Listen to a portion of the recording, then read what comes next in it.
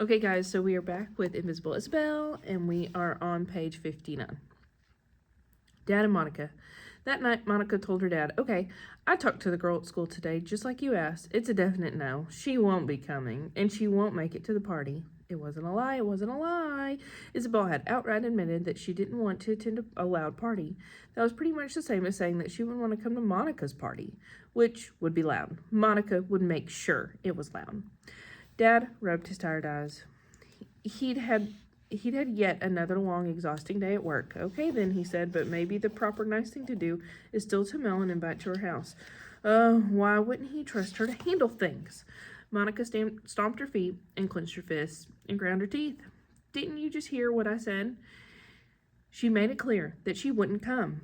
And Dad jumped up, startled by the outburst, or maybe startled by his work phone, which was buzzing yet again. "Well, if you're that sure, then okay, I suppose," he said, turning to his call. "I trust you, honey." "Okay, then." She'd won.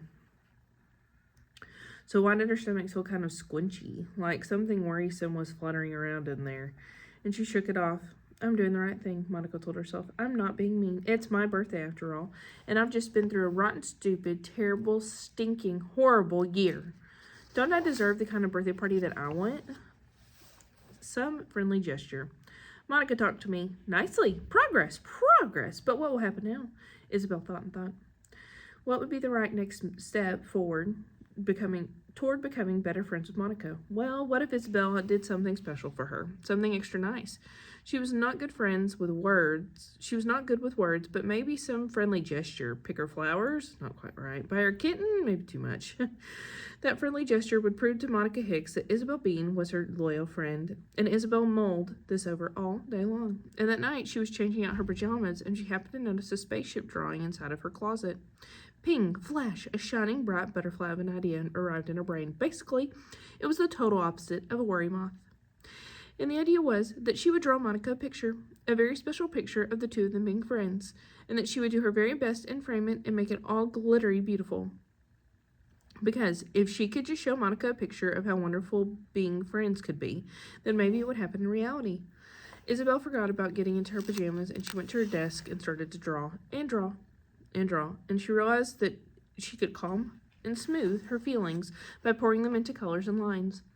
She loved the bumpy feel of paper under the pencil point, and the rubbery smell of pink eraser crumbles, and the minty, bready smell of wet paint. An hour past bedtime, she looked up, stretched, yawned. Her masterpiece was almost done, and in the morning she would finish it. She'd cut it out with fancy scalloped edges and glue it onto a heavy piece of cardboard, and then she would paint the edges gold and make it a small hole in the top and add a silky blue hanging ribbon. And then she would give it to the marvelous Monica Hicks, the queen of the classroom, and magic would happen. Monica would see the picture and think, "We can be that way. We can be good friends. Now that I see it, I can picture it. And from now on, Isabel and I will be friends, and then all the other girls will follow suit, because they always did what Monica did. And so they would be her friends too, and everything would get better." More brilliant butterflies. The next morning, whenever Isabel woke up, ping, flash, another brilliant idea. Butterfly flew into her head. Why not make picture gifts for not just Monica, but all the girls in the class, so no one would feel left out? And then she would show them that she liked and cared about each of them. And she'd known them since kindergarten, after all. They'd just somehow forgotten to be friends with her this year.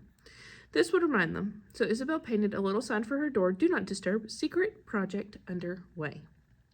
All week long she worked, and she drew inky and paint splatter. She grew inky and paint splattered and barely paid attention to the wild and noisy household hullabaloo. And she forgot about homework and testing and Miss Pickle's vinegar voice and tapping impatient foot, and the worry moths barely fluttered, and her stomach hardly hurt. Isabel was in the zone of making picture gifts. "I will draw the curls just right, and then they will see them. They will see that I see them, and that I like them very much, and then surely they'll want to be my friends again." Monica's birthday morning. On Saturday morning, while Isabel was at her house, still busy drawing, Monica was just waking up in her princess bed, and she leapt from it with glee. "Today's my party, my special day about me, with pizza, a movie, a sleepover too, woohoo!" On the kitchen counter sat the cake that Dad had bought, all white and fluffy and yum. and gift bags filled with candy and friendship bracelets and nail polish and books and hair ties and pink plastic sunglasses and other cool stuff. All the best of the best. 6 pink t-shirts that Monica had designed herself. And they all had big letters on the front that read, "I had a blast at Monica's birthday bash." "Happy birthday, daughter," Dad said as Monica danced around them. "Do we have all the supplies we need? Everything in order? Nothing missed? Only the guests," said Monica. "Only my posse pack pod, my troop squad. I can't wait." And she couldn't wait. "Hey," Isabel's gifts. "Hey, what are you doing here?" Ian's voice at the door made her jump. Her brother was coming in. He would see. A shame moth flapped inside of her chest. It whispered, "You'd better hide your work, or he might laugh at it." But Ian didn't laugh. "Are those the girls from her class?" Isabel nodded. "The Monica girls?" "The what now?" Ian frowned. "Which one's Monica?" Isabel pointed. "If I can make this girl be my friend, then the other girls will be my friends too." Ian wrinkled his nose. "You mean that they follow what she does, like follow the leader?" "Yep," said Isabel, "and I want to be a Monica girl too." Ian scrunched his face and then scratched his head. "What's wrong?" he said. "You should just be Isabel girl." Oh, Ian, he didn't get it. An Isabel girl wasn't accepted. She was invisible, like dust. An Isabel girl had worry moths and stomach aches that Mama said weren't real. She broke down in donut shops and daydreamed out windows. And when she should be participating in parties, practicing social skills, and minding Miss Pickle, not rocking or bumping or hiding in closets. An Isabel girl was bad at math problems, moth problems, and friend problems. "Thank you, please, and leave me alone now, Ian," she said softly. "I really need to do a good job here." Monica's birthday party. Elia rang the doorbell first, and then Britt, Jess, Young Yu, Gabby, and Hayden. Excitement, explosions, glittery gifts, shrill shrieks, gaggles of giggles. Her posse, pod, troop, pack, squad group surrounded her, looking up at her marvelous Monica, perfect party princess, and the giant empty house on Juniper Drive was suddenly full. It rang with shrieks and laughter and a loud birthday fun, so much so that Monica's father snuck away to study for a little bit, and the girls fought to sit by Monica during movies, during pizza, during cake. At karaoke, they told her that she sang the best, even though it was really Aaliyah. At lights out, they squabbled over whose sleeping bag went next to hers, and at 3 a.m., whenever Monica woke them up to go have a snack, they tiptoed behind her in the big, dark, fancy kitchen with giggling ducks. And the next morning, whenever the party was over, it was time to say goodbye, and Monica passed out the best goodie bags ever, full to bursting with candy and friendship bracelets and nail polish and books and hair ties and pink plastic sunglasses, and best of all, those 6 pink shirts that she designed herself.